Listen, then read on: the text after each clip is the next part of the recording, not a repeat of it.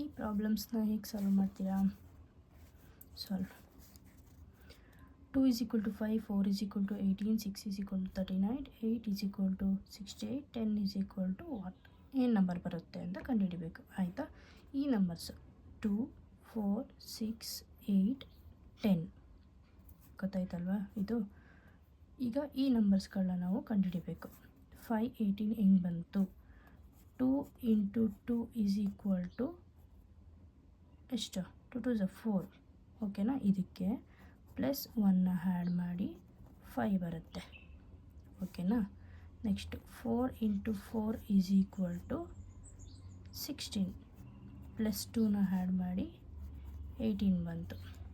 ಓಕೆನಾ? ನೆಕ್ಸ್ಟ್ 6 ಮಾಡಿ.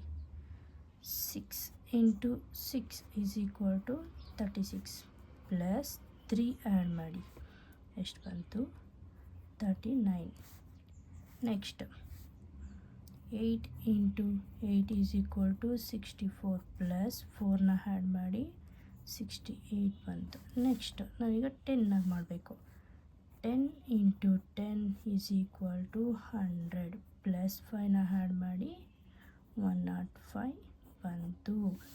ಇಲ್ಲಿ 2 into 2 is equal to 4 plus 1 ತೊಗೊಂಡ್ವಿ.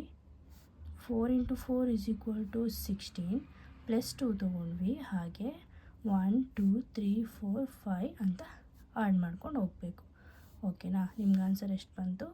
10 into 10 is equal to 100 plus 5 ಮಾಡಿದಾಗ 105 ಬಂತು.